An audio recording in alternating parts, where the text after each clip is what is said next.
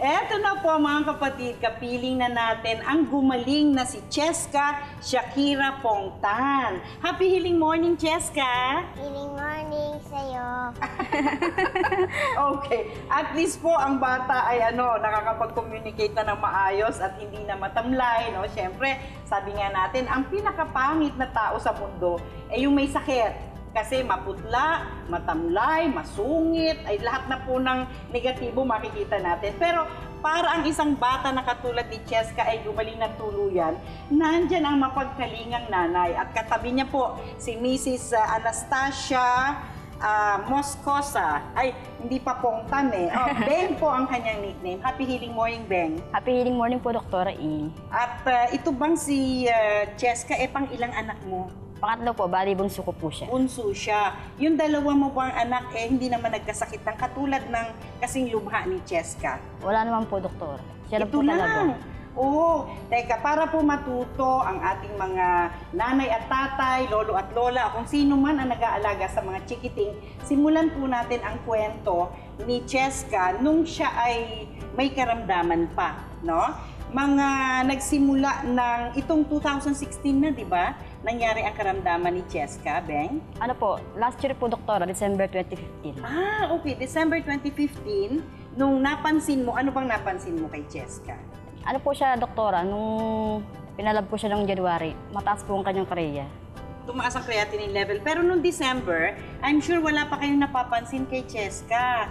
Pero meron na ba, Cheska, nung bang December, dumadaing ka na ba kay mama? May masakit ba sa'yo? Ano po ang masakit sa'yo? Chan. Tiyan mo. Saan sa tiyan ang masakit? Turo mo nga sa akin. Diyan mismo. Tapos ano sabi mo kay mama? Sabi ko na, Mama, masakit po yung chan ko. Yung kaso ng pagsuka ni Chesa at pagdumi, alternate yon, sinabi mo sa akin, di ba? Opo, At Doktora. may lumabas na bulati sa bibig sa kanyang pagsuka. Opo. Nabahala ka ba dahil bakit sumuka ng may bulati ang bata? Opo. Ibig sabihin, hindi nyo na-monitor na may bulati na rin. Bukod sa may infection ang bata. Sumunod doon sa pagdumi. Di ba? Nagkaroon din ng ilang bulati naman ang lumabas nung dumumi. Isa rin po, Doktora, pero buhay din eh. Buhay din, parehong buhay. Opo. Diyos ko, ibig sabihin, napabayaan hindi napurga ang bata, no? Sino ba ang nag-aalaga sa bata? Ikaw o sino sa bahay? Yung papa niya po, Doktora, kasi po nagtatrabaho ako eh. Mukhang may ibang alaga si Papa Felix. Ano yon? Sabihin mo nga sa kanila, kayong mga tatay, pag kayo po ay naging, kayo ay naging substitute sa nanay, dapat po, yung katulad din ng pag-aalaga ni nanay, no, ang pag-aalaga sa bata. O, ilan ba ang alaga ni Papa Felix na manok? 6 po. 6 na manok. Ilan ang kalapate? Mga 30 pieces po. 30, 30 kalapate. Pagka daw po hindi nakakalipad ng mataas ang kalapate, kinakatay ni tatay.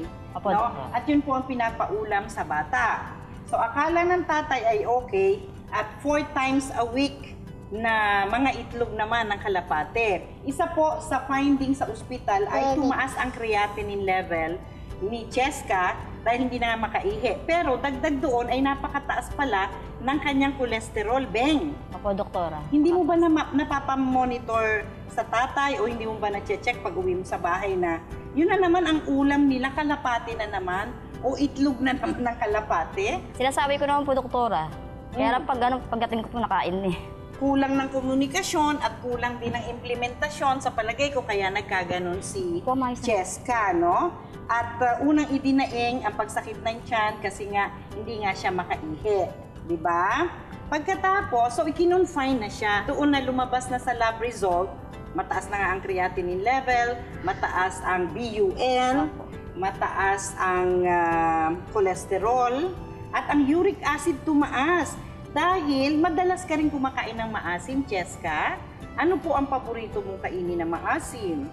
Mangga? Manggang hilaw po. Opo. At saka santol. Anong sausawan mo doon pag kumakain ka ng maasim? Asin? Wala, sabi ni Mama, asin. At isa po, sabi nga, kwento nga ni Beng, madalas ay maasim ang kain ng bata. Kaya sa murang edad lang, Beng, ay tumaas na ang uric acid niya. Baka naman ikaw ang nagpapasalubong ng hilaw na mangga at mga hilaw na santol na kinakain niya. Hindi po ako mahilig sa mga asin na prutas, Doktor. Eh, paano siya nakakuha ng maasim Sa ate na niya po, prutas? laging nabili. Sa ate. Opo. Ang ate naman ay hindi pa nagkasakit. Hindi naman po, doktora. Okay. Kasi umiinom naman ng tubig siguro ang ate. Opo. Ang problema natin kay Cheska, umiinom ka ba ng maraming tubig dati, anak?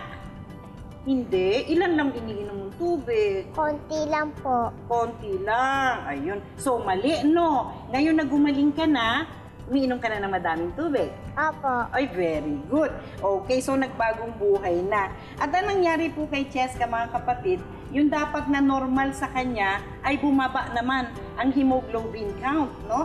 At ikukwento po sa atin ng mama ni Cheska na si Beng kung ano ba ang nangyari dito kay Cheska. Sige nga, simulan mo doon sa 3 araw na nilalagnat siya.